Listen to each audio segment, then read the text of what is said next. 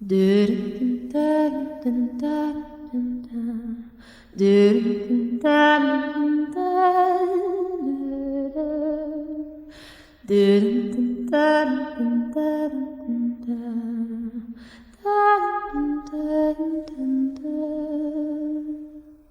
while back, I was at the Oscilla Star with Dusty Vassy, and he shared with me some new information he heard. A nurse, a friend of mine contacted me and told me that a nurse, and I've actually had multiple people tell me the story, but the first time I heard it was a friend told me that a nurse had spoke to Ryan Duke. I've since learned he was having blood drawn, and she knew him separately from, I guess, before all this happened, and asked, what happened? And he said, apparently, that she did not die. I mean, she died, but she was not murdered. That she died accidentally from an overdose. Now, obviously, I find that hard to believe because she didn't even drink. I've had multiple people tell me that she never, ever drank. So the idea that she was doing drugs at a party, which apparently that's what Ryan said, I believe it was supposed to be at a pecan orchard. Now, I don't know what pecan orchard, but obviously, multiple people have contacted me. I believe that the conversation happened. I don't necessarily believe that the story that was told is true. I don't necessarily believe that. I believe that is the story Ryan told, or at least close to it. But I just don't believe that that's necessarily true. No matter how I try to frame the story or which way you try to look at it, there's problems. There's some flaw. It's, apparently according to one story I've heard, he was messed up the whole time. Well, in this situation with the high adrenaline, you don't come to your senses. You don't sober up some. The idea that it didn't happen in the house, there's problems with that. There's problems with everything I hear. I haven't heard one theory that just snapped together like a Lego. Well, the indictments are very vague, and there's that used his hand. And to me, because I've heard, whether it's true or not, I believe it, that Ryan has said that he hit her. Now, that's multiple stories have said that. And from what Bo seems to be saying is that, at least in one conversation, he supposedly said that Ryan strangled her. Well, which one was it? Let's be clear about some things. Tara didn't do drugs. Tara didn't even drink. So how could any of this be true? Even if Ryan did say these things to a nurse, how could he be trusted? After all, he's in jail for her murder. Proposing any other scenario for her death would obviously be in his best interest.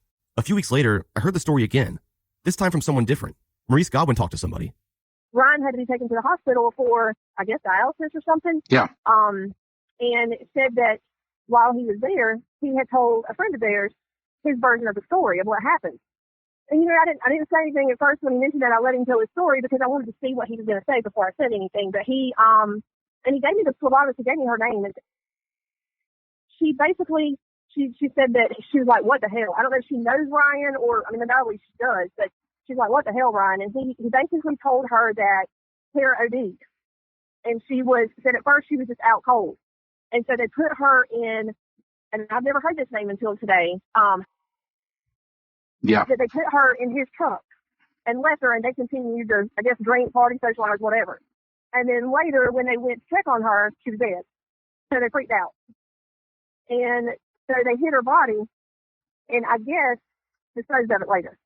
He did say that Ryan drove her car back, and Bo picked him up, and that Ryan told her that the glove was his.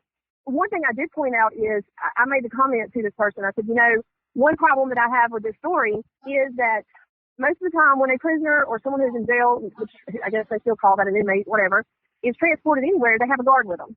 And I said, considering what he was arrested for, I doubt very seriously they were going to leave him alone with a female phlebotomist, or even a male, but especially a female.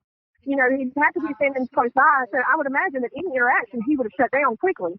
And this guy said, I asked the same question, and they said that the guard was at the door, and one of the hospital workers, and pretty much whispering to Ryan. The information was interesting, but it's completely unverifiable. For all we know, Ryan Duke didn't even say that. And it's one of those white rabbits I've been chasing since day one in this case.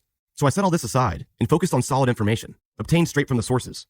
One thing that I could never figure out in this case was where Bo and Ryan lived during the time that Tara went missing. It's easy to assume that based on all the stories you've heard, that Bo and Ryan lived on the pecan orchard. Well, they didn't. Not only that, but I couldn't find it anywhere. Not a single friend of Bo and Ryan, or Brooke herself, could clarify where they lived. Why was that? Even a search through property records turned up absolutely nothing. Brooke said that there were 7 to 8 people at their house on the night Tara went missing. She said the guys were drinking, and that eventually they all left, and that Bo was asleep when Ryan allegedly stole his truck and drove to Tara's house. Because none of these boys would ever talk to me, I could not be certain who else was there that night, or any night for that matter. All I can do is go off the facts. Pictures from old MySpace accounts reveal very clearly who was in this friend circle. It was the same guys, everywhere I looked. And the more people I talked to on the outer circle of this friend group, the more confirmation I began to receive. A few episodes back, I told you that I recently received threats and nasty emails from locals. This is true. A majority of this anger stemmed directly from having mentioned this group of friends on the podcast. Mind you, not by name, but literally just the words group of friends. The rest of the dots, these people connected on their own. But just so we're clear, I'm not saying these guys did anything, or even knew anything for that matter. I've been told countless rumors and theories about nearly every person in this case, including this friend group, but I refuse to broadcast anything without vetting it. We've learned from the horse's mouth that a search was conducted on this pecan orchard just 2 months after Tara went missing, all based on a tip that Ryan Duke said at a party one night that he killed Tara. Giving Bill and Ryan's friends the benefit of the doubt, let's say that only one person heard that, and maybe that person alone went to law enforcement with the tip. It's probable, maybe even likely. And maybe he wasn't a close friend, or someone who didn't hang out that often, and just happened to be there that night. All these things are possible, but based on the limited information I have, I can't rule it in or out. And as I've poked around for the answer, I've been shut out repeatedly and harassed with nasty emails and messages. All of this seems so disproportionate. I'm not saying you did anything. What if Marcus Harper had come out of the woodworks in the very beginning, bombarding me with angry words before I'd even said his name? That would be a red flag, would it not? I'm telling you all this to give you some perspective. And though I always do my best to call things how I see it, I know that regardless of why anyone is doing anything in this case, this has been a highly emotional experience for everyone. Tara Grinstead's disappearance has haunted the town of Ocilla for over a decade. It's remained an open wound. And when I came into the picture, in some ways, it's like I ripped off the Band-Aid. So I completely understand why someone could view what I'm doing negatively. But I also know that one day, people will see clearly again and look back on everything that's happened and learn from it. Before I get too sidetracked, I want to bring you back to my main point. I have an interview with one of the friends in this circle, and I've had it for months. This person was very reluctant to meet, but he felt compelled to clear the air. I recorded this interview with his permission, but per his request, I will not be using his real voice, and his name will remain anonymous. So in this clip you're about to hear, his voice has been replaced by someone else, but my part of the conversation has remained the same. This is a verbatim copy of our real recorded conversation. When did you first hear about what happened to Tara? You mean about her disappearance? About what really happened to her? Well, I got a call, I think, 10 days before the press release and checked my voicemail, and it was a GBI agent asking or saying that he wanted to meet up with me and talk. So I called him back and told him that's fine. I was available whenever, and as soon as he was ready, and we met in this room. And they came out here that next morning, and that's the first thing. I don't even think I could wait before they got in the door. I was like, can you all please tell me what this is about?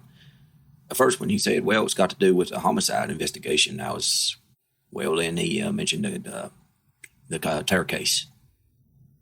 So that was the day before the press release. So from the moment I was interviewed by them, well, it really didn't start till the day after, I guess, when they announced that there was going to be a press release. You know, the rumors started flying and the names were coming up and all that. Why'd they want to talk to you? Somebody else that they had interviewed had said that I supposedly knew something, or I was at one of them parties where supposedly they were bragging about it, and they were bragging but saying they knew what happened to her.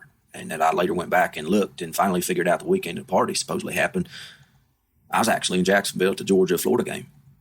Does this whole thing shock you? Surprise you? Yeah, it was very shocking. How'd you feel when you learned? It's just, I don't know how to describe it. I mean, two guys that I once considered friends of mine, or, still do, at least one of them, they're still, considered a friend. I think maybe in a podcast or heard a couple of different places that Ryan, he's just not that type of person. And Bo isn't either. I mean, well, they're different personalities. Bo is, I don't know. He's not, despite what people have heard or what people say about him, he's not that person. I mean, he's not a crazy psychopathic killer. I mean, just not. He's just not. I know him, and I know he ain't, that ain't him. What could have driven them to do this, though? Well, like I said earlier, only sense I could make of it, only thing that, it makes sense to me is that there's some sort of accident. I just don't see either one of them doing that kind of harm on purpose. Never would have expected it, ever. Was completely shocked when their names were released. I mean, I was in the balcony at the press release. And when they said Ryan's name, I was like, there's no fucking way. I don't believe it. There's more to it. I just think there's more to it than Ryan and Bo? Well, not necessarily more people involved, but more to it than a burglary gone wrong. Because that's bullshit. And if that turns out to be true, I mean, I will be shocked. Hell, I still may not even believe it. Because I mean, that's not them. And that does not make sense. Like I say, and like I did say, the only scenario that I've been able to think of that makes sense to me was there was some kind of accident gone wrong, but one or the other, or maybe both. Or hanging out with her one night and something, some kind of accident happened. It's hard to make sense of it. Yeah, I'm ready for it all to be over with. I want the truth, but would love to know exactly what happened. Yeah, I'm ready for it all to be over with, and I want the truth. But would love to know exactly what happened. Even 6 months after Ryan Duke's arrest, it still feels like we know little to nothing about him. We've all learned our fair share about Bo Dukes, mostly thanks to himself. But because Ryan lived a much more quiet life and can't troll the discussion boards from inside jail, he remains a mystery. I reached out several times to members of the Duke family, but I never got a response. That is, until a few weeks ago. I exchanged a few messages on Facebook with Ryan's mom, and after about a week or so, she asked to do an interview, but under one condition, that Dusty Vassy comes with me. She arranged a day and time to meet with us, and she gave me her address. All I had to do now was get Dusty on board, which I knew he would be. I talked to Ryan Duke's mom yesterday, and she said that she wants to meet me on Saturday at 1 o'clock, but she wants you to come too. Okay, I can do that. Okay, cool. I told her that you could, but I wanted to verify. I figured that you wouldn't not do that. But yes, I wanted to make sure that was cool. But she's down to meet at their house, and she gave me the address. Okay. Dusty had gotten sick about a month ago. One day out of the blue, he woke up, and his voice was almost entirely gone. He could barely speak. The Tara Grinstead investigation has been an emotional roller coaster for everyone, and Dusty especially. He, too, is someone who's been reporting on this case on a regular basis. But Dusty and I have had two vastly different experiences. I have and always will be an outsider of this community. Other than my grandma, I have no family ties or close friends in the area. But Dusty lives here. Osceola is his home. So his approach and the way it's affected his daily life is completely different than me. On the June 28th issue of the Osceola Star, Dusty wrote an article titled, "I Lost My Voice." In my opinion, it's his best article yet. Dusty opens the article by saying, "I lost my voice. It's been gone nearly 2 weeks now, so I'm worrying it may be permanent. Maybe that's a good thing, if it will stop me from being recorded, saying some of the things I said in last week's episode of Up and Vanished." He goes on to say, "I reckon I lost my voice in more ways than one. The truth at any cost is not my motto, but many people have seemed to have adopted that motto in the online community devoted to this case. This should not be looked at as an indictment of the podcast, though. I think Payne has helped us understand this case that has baffled all of us for a very long time, and I think there is more good the podcast may yet do. But it's kind of like if someone was fishing with dynamite. I respect that he catches all those fish, and I enjoy the heck out of eating them, but personally, I prefer fishing with a cork, where the fish bite when they want to, so I'm going to get in another boat." Of all the people I've met throughout this podcast, no one has supported me more than Dusty Vassy. Over the past year, we've built a friendship, a real friendship, one that will live on for a lifetime, after the podcast is over. He's one of the kindest human beings I've ever met, and he's one of the most tactful and well-spoken journalists I've ever encountered. Dusty agreed to go with me for the interview with Ryan Duke's mom, but on the morning of, he messaged me with some frightening news. His condition had worsened overnight, and he had to get immediate medical treatment. With that being said, I want to take this moment to ask you to keep Dusty Vassy in your thoughts and prayers. This man embraced me from the moment I stepped foot in Irwin County, and if it weren't for him, I don't think I could have made this podcast at all. Ryan Duke lived in an area called Pleasure Lake, about 15 minutes outside downtown Osceola. The lake itself is actually a swamp. En route to Pleasure Lake, within minutes of traveling down Tipton Highway, the terrain begins to change rapidly. I was nervous this time. I was going to do this alone. Starting route to Pleasure Lake.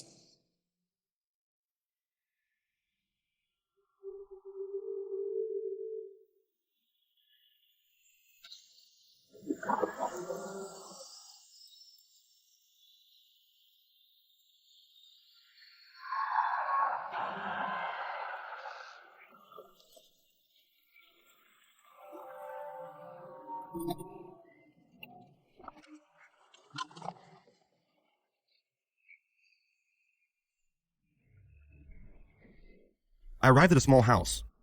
I sat in the car for a few minutes as I gathered my thoughts. I had ran over the questions I wanted to ask her a dozen times, but in this moment, my mind was blank.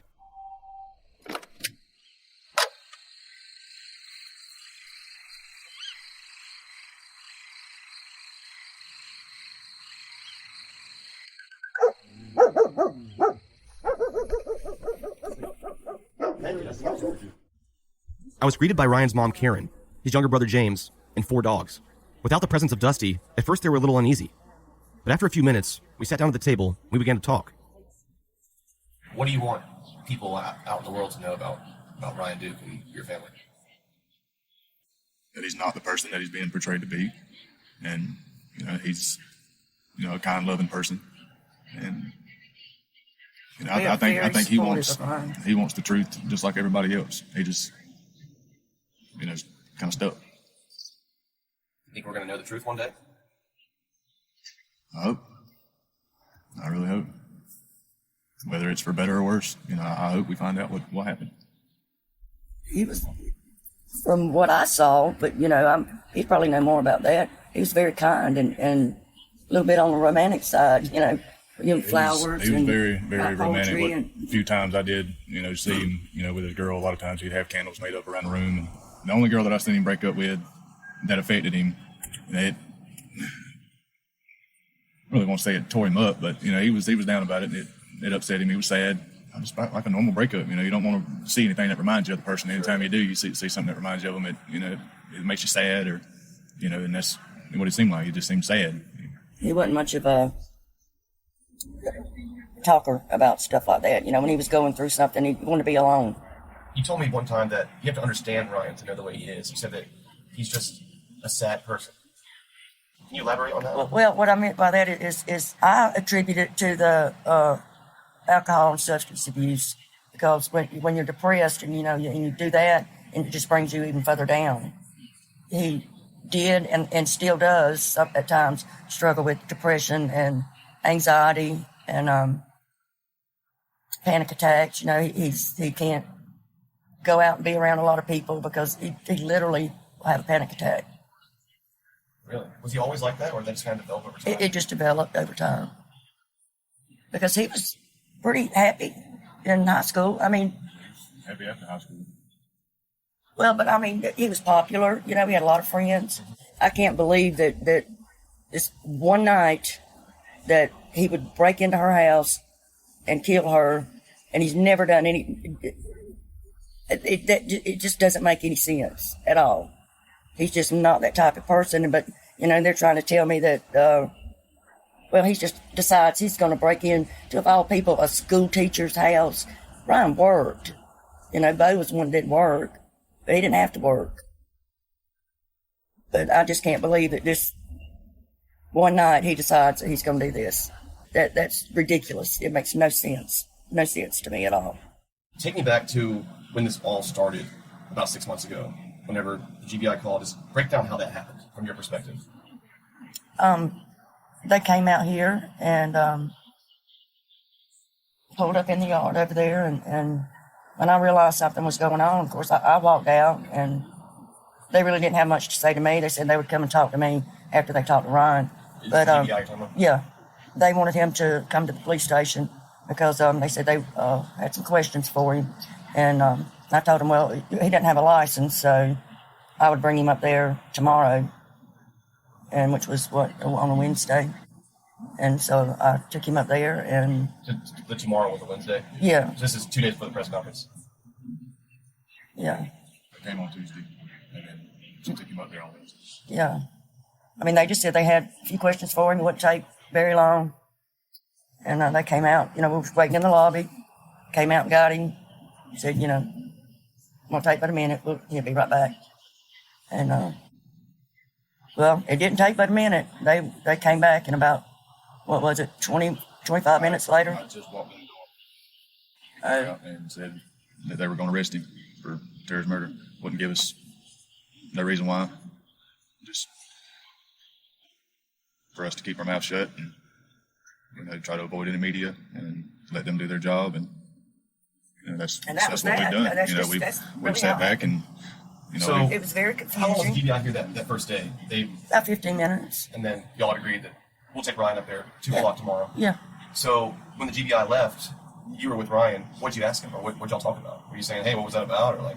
Well, yeah, of course I asked him what it was about, and he said they wanted to ask him some questions about Tara, and I was like, "Well, why? Why do they want to ask you something?" And he said he didn't know, and I said, "Well, they probably think you've heard something, like everybody has heard something over the years," and so that's what we figured it was.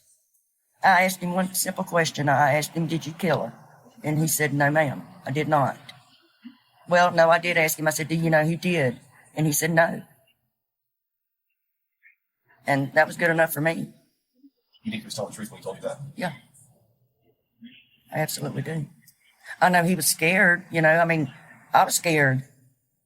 We're just normal people, GBI's coming out here. Yeah. And it was just so out of the blue. And do you remember that weekend that is in question, back in 2005? Or anywhere around that time? The only thing, I was in Tara's class the day she went missing. Come to school that morning, everybody was freaking out because she wasn't there. Nobody had heard from her. But as far as the weekend goes and what I did, I have no clue. I know I played football, so I probably had a football game that night. Next night, I normally hung out with my friends. I didn't really see Ryan a whole lot, on the weekends unless, I didn't have nothing to do or he invited me over for a football game or something like that. I was normally with my friends. And I said I woke up that Monday, went to school, and, she didn't show up. And around that time frame, that's pretty much the only thing that I can remember. Where did Bo and Ryan live at that time? In that, the house, they were in. The trailer was Fred's. Remember? Yeah, but Fred and Stephen and Ryan lived. Yeah.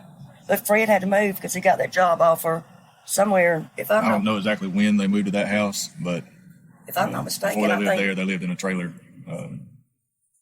almost outside of Fitzgerald. Not quite outside of Fitzgerald, but it's kind of catty-corny of the hospital. Yeah. I don't Where's know. that house at? It was by the gas station. It was What's the gas station called? Taylor's, I think. Yeah, it's Taylor's, but the That's how I know street's on Merrimack. But the house has been torn down. Was Ryan a football fan? Oh yeah. Yeah. What's his favorite teams? As far as I know, Bulldogs and Falcons. Yeah. Georgia. Yeah. I heard that, he could have blacked out, and something happened, and then woke up the next day and Bo's telling him what he done. Hey man, you done this, and I'll help you do this, and we'll be good. But anybody who's ever blacked out before has no way of knowing what you done.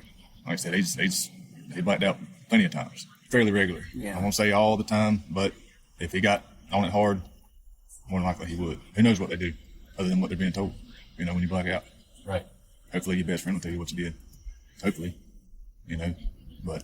How do you, feel about, the loss of Tara and what may have happened to this woman outside of, everything else that you guys are dealing with? It's tragic. It really is. It's unbelievable, really what happened. And like I said, I was in her class when all that happened, and it affected a lot of my friends. It affected me because she was my teacher. I knew her pretty well. I think I was in 10th grade at the time, so I'd known her my whole 9th grade year, talked to her, and then I was in her class my 10th grade year. So it's devastating to me. It still is. I can't, for the life of me, imagine what her family is going through. We're going through a lot, of course, but I can't imagine what they might be feeling. That's one of the things that I wrote Miss Connie a letter. One of the things I said in that was, I feel like I have walked into your nightmare that you've been living for over 11 years now, and now I'm right in the middle of it, and I don't know how she deals with it, and I think with a lot of this stuff that Bo was saying that people actually forget that Tara was the victim. Let's not make any more victims out of this. It's bad enough already. And so that's where, the truth comes in. Some that family they deserve the truth. Yeah, they do. Even if your son was involved somehow? Yes. Yeah. I feel like if Ryan had his involvement, whatever it may be, he needs to be punished. Definitely. Definitely, most definitely. If he had any involvement whatsoever, then he needs to be held accountable for it. Well, I think everybody should. Yeah. Anybody that's involved in it. So what do you want to happen next? What do I want to happen? I want somebody to tell the truth. I want some closure, For any of Tara's family or friends that would be listening, what would you want them to know about your family and your feelings about everything? Well, I'd want them to know that I'm very sorry for what happened to Tara. I really am, and I know they probably don't want to hear that I don't believe Ryan did it, because they're on the other end of that. They got the GBI going, yeah, we got him. But I wouldn't know what to say to them about that, other than just, I don't believe my son did it. I just don't believe it. And I hope that some way, somehow, the truth will come out for everybody, for everybody's sake. And we finally put this to rest. And, it's been too long. It's been too long. Yeah, I do too. Like I said, if Ryan had any involvement, then he needs to, be held accountable. And as far as Tara's family goes, like I said, I truly cannot imagine what they've had to go through. And I wouldn't, dream of that happening to anybody. And I'm really sorry. that they've had to deal with this. And I'm even more sorry if Ryan had anything to do with it. Yeah, I mean, I agree with James. I mean, if Ryan had anything to do with it, yeah, he needs to pay for that. How was Ryan's his health? I heard something that he had like renal failure or something like that. Isn't that true? Can you tell me about that a little bit? Like his health conditions and how he was and how he's doing now? So he's limping in the courtroom that day. He's got the veins in his legs collapsed, and when they got him blew back up, I guess you'd call it, there was nerve damage done to his feet. So he's got permanent nerve damage, and that's why he's limping. What He's in pain. caused that? I don't know. They never did say, but he had Circulation in his legs, and his veins eventually just collapsed because there wasn't no blood running through. Just from not being active. he had his organ failure. His organs were shutting down, and they transferred him to Douglas, and he stayed in ICU. What? 2 months. No, it wasn't that long. He was in there on dialysis too. Oh, he was on dialysis for about 4 months. In the hospital. Oh. In the hospital, he was on that dialysis machine. Yeah. 24/7. Yeah, and then we had to go twice a week. Yeah, they finally got it. He responded to it, but they told him then that he was going to have to stop drinking. He was going to die. His liver and both of his kidneys were shutting down in Ocilla. And that's why they sent him to Douglas. And once they got his liver and his kidneys back going, he was on dialysis in the hospital for 3 weeks a month. How's his health now? Has it declined or has it stayed the same? Or? It's gotten better and it's kind of leveled off. He's got high blood pressure. Has it before you was arrested? How was his health? That day. He constantly suffers from chronic pain just from his feet. Not having that circulation like he should, and he's got that nerve damage. It's constant. Like she said, he's got high blood pressure. His liver and his kidneys. He still has they're to better be careful now. But they're not. Nearly as good as what they should be. He's done pretty good at taking care of himself. For the most part, after all that stuff happened. After all his liver and his kidneys shut down, and he realized that he had to stop drinking. He did, and started taking his medicine like he should. And as far as health wise, he was in a lot better health than what he was. Right. As far as when they picked him up, but that's good. We love Ryan. We don't believe he did this, and we're going to support him, and we're behind him 100%. They're also behind Tara's family too. We stand with them just as much as we stand with Ryan. If he had something to do with it, then we want him punished, just like they do. And we also want justice for Tara. To whoever done this, to be brought to justice, just so they know, exactly what happened. That's what it all boils down to. Is that they get closure and that this is over for them, and that they got the right men, whoever's involved. We all want the same thing. If Ryan knows something, then yeah, he should come forward and say so. But, in the same sense, he's got to be held for what he done. Of the many questions I had about Ryan, some of them were answered. One of them being where Ryan and Bo lived at the time, in a little house across the street from a gas station called Taylor's.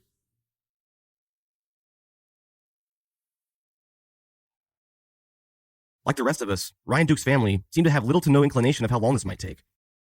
It's been 6 months since Ryan was arrested, but a trial or plea seemed nowhere in sight. I asked Philip Holloway for his thoughts on this, and the future of this case. What's going to happen next? And more importantly, when?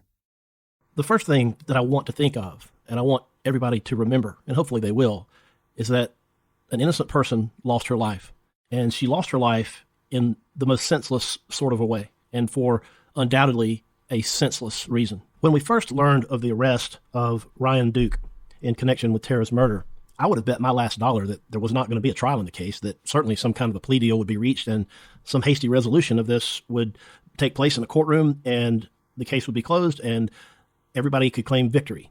But as we've learned more about the case, I'm not quite as certain as I was in the beginning that there will be a swift plea deal in this case. And I guess it's sort of 50-50 with me as to whether or not there actually will be a trial, but I'm leaning more and more that way the more I think about the case and the more I think about what we've learned. Really is not going to be in a big hurry to have a trial because there's only 3 possible sentences. One is the death penalty. The next worst is life without parole. And the only other remaining possible penalty for someone convicted of murder is life in prison with the possibility of parole. So unless there's some sort of a really sweet deal that Ryan's offered, it makes sense to try to do everything they can from the defense side to protect his rights, which include a right to a trial, and to avoid a conviction. That's what the defense's job is. Every member of society has an interest in seeing that justice is not delayed, but primarily the right to a speedy trial belongs to the accused. Just like any other right, this right can be waived. I hope that the GBI didn't blow it back in 2005 and let the statute of limitations start to run as pertains to the state of Georgia versus Bo Dukes. I think this case is a textbook example that highlights the problems that exist in the criminal justice system. All too often, the left hand doesn't know what the right hand's doing. Evil really does exist in this world. Monsters are real. Up and Vanish changed my life. It's affected the lives of hundreds of people. It's brought truth, it's exposed secrets, and most of all, it's shared with the world the story of an incredible person named Tara Grinstead. It's hard to find the good in a story like this, but I think that underneath all the lies, deceit, and the heinous taking of someone's life, there's something we can all learn from this. Tara Grinstead's disappearance had an astounding ripple effect, touching the lives of people all across the world. She was a beautiful person whose life and dreams were taken, and the decade of searching for truth revealed many dark secrets about the town she lived in, and forced people, including myself, to look in the mirror. I want to thank all those who've listened to Tara Grinstead's story, and I'm honored to have had the privilege to share it with you. May Tara Grinstead rest in peace. May those responsible face the consequences. May the Grinstead family heal. And may this community in South Georgia become whole again. As tough as it is, it's time to let the justice system run its course, and for all the healing to begin. But before I conclude this season, I want to share one more thing with you. Not too long ago, I met a man in a parking lot about an hour outside of Osceola. We spoke for nearly 4 hours that night. He has no direct connection to Tara, the accused killers, or anyone else, but he had a story that he was compelled to tell me. Given his own position and his job in the community, he asked that I keep him completely anonymous. In the call I'm about to play you, his voice has been changed, but the words are exactly what he told me. I had a relative who's since passed away that used to go to the White Horse in Fitzgerald on a regular basis. He and I both are friends with the guy that played in a band down there. They were kind of like the house band. They were playing there not just every other weekend or once a month, but they were literally playing there every week. As part of my brother's social life, he was there every time they played. He would just go there. My relative was one of these guys who's never met a stranger, who feels like his point, his purpose in life was to help other people. If he saw somebody that needed a dime, he'd give them a dime. If he saw somebody that needed a ride or whatever, he would help them. He was very outgoing with that type of thing. He trusted people and was just a giving type person. He had been in the White Horse and was leaving and went out and got in his vehicle. He said that he looked across the parking lot, and I don't know if you've ever been to the White Horse and know where the White Horse is. The parking lot kind of runs east and west there. He went to his vehicle, got in his vehicle, was leaving, getting to pull through, and he saw somebody in the parking lot with the hood up on their vehicle. Him being the type of person he is, he drives over and says, "Hey, you need some help?" He said this kid, he called him a kid, he said this kid is in the truck and had sawed on it, trying to crank it until he had killed the battery. Battery was clicking at this point. He said the guy was, "Yeah, my truck's torn up. I need to jump. Somebody jump me off." My brother said, "Well, I got jumper cables. I'll jump you off." So he pulled the nose of the vehicle up and got out and raised his hood. Said, well, the guy got out of his vehicle and was walking around it. He could notice him stumbling real bad, kind of wobbling. He was like, "Okay." So the guy comes around and they raise their hoods, and my brother's making small talk with him. The guy's not really like focusing on him, like okay or making a connection. Obviously he was impaired in some way. My brother said, "Okay, you hook your jumper cables up and I'll hook mine up." So it was a fair deal. It's kind of like what people do. Well, the guy couldn't get, for some reason, seemed like he couldn't get either his hand on the jumper cable or couldn't squeeze the jumper cable or get it on the jumper, on the post, on the battery. The thought that went through my brother's head was that this guy is messed up and does not need to be driving. Because the guy was bumbling around, stumbling around. He just didn't know what condition the guy was in. I've told you he was my brother. Now, I've said a relative earlier, but he was my brother. Anyway, the guy gets in. He tells him, "Go ahead and get into your vehicle and try cranking." My brother purposely took his jumper cable off where it wouldn't crank because he didn't want this guy getting in the road. He said, "If I jump this guy off in this vehicle, in this condition he's in, and he goes out and kills somebody, I helped." The guy gets in, click, click, click, click, click, click. Nothing happens. Long story short, he tells the guy, he says, "I'll tell you what, your vehicle's not running," he said. "You live around here?" He said he mumbled something, and my brother said, "Well, is there somewhere I can take you, or you can come back and get your vehicle tomorrow or some other time?" The guy said, "Yeah, you could carry me." My brother didn't remember the names or whoever this was or where he was supposed to be taking him. My brother said, "Fine, lock your vehicle up, make sure you got everything, and I'll carry you there." The kid gets in the vehicle with him. When they're pulling out of the parking lot, my brother was making small talk with him. They talk about football. That's how I made it relevant to how I remembered when it was. Because my brother, in telling the story, he and I had been talking about football. This was in 2005, the best I can nail it down, during the holidays when he and I had this conversation, was because he related it to Florida beating Georgia. He said, "Oh yeah, let me tell you about this kid I met that was a Bulldog fan." Anyways, part of that was the kid was a Bulldog fan, and because Florida had beaten Georgia, he was cussing and carrying on because Florida had beat Georgia. In going, my brother carried this guy. Every once in a while, he would just keep silent, and he'd drop out. His head would drop. My brother, He said he was sleepy or totaled out drunk or high as a kite. Something got him impaired. My brother took this opportunity in pulling over to give him parting words of wisdom, of saying, you don't need to be getting drunk. You don't need to be out on the road. Something bad could happen. So the kid looked up at him and said, yeah, when I get tore up, I pass out. And one time, he said, someone told me I killed someone. He didn't say I passed out and I killed somebody. He said someone told me that I killed someone. Now, relating that to be any person in particular that would have ever been in the parking lot at the White Horse Saloon, it could have been one of 3,000 people. So no way of knowing and pinning it down. I may be pulling a conclusion out of thin air there because my brother's not here to retell it or verify it or clarify it or anything. I even went so far to ask a friend that played there in the band. I said, did my brother ever tell you the story about the kid in the parking lot? He said, maybe he did. I can't really remember. Gosh, it's been 11 years ago, you know. It's been 11 years. My brother mentioned it 2 or 3 times. Probably 3 times in the years after that, he and I would be sitting around talking. He would retell it. But he said that kind of giving the guy some parting words of wisdom, saying, you don't need to be out drinking. You don't need to be out at night driving drunk. You need to get somebody else to drive you. That's when the guy said, yes, when I get drunk, I pass out. And I don't remember what I did. He didn't say I passed out and I killed somebody. He said someone told me that I killed someone. I asked him where his brother dropped the man off that night. There at the corner of Taylor's. It was right there where Taylor's is.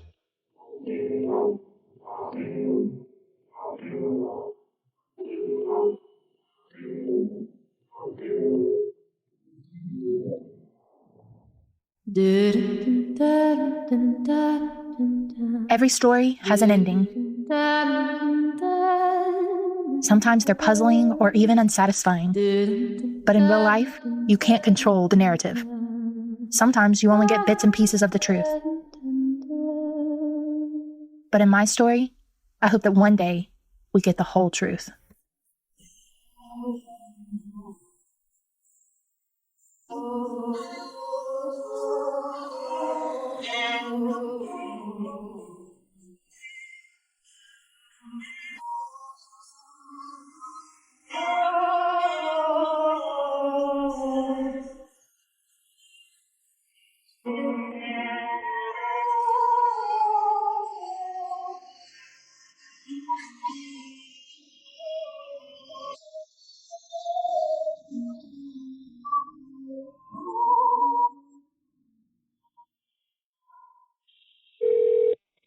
Hello.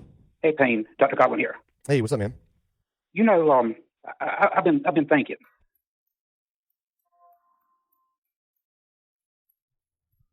We did some really good work on Tara's case. You know, there's another case I had in mind. I've been looking to it for years. Maybe you and I should take a look into it.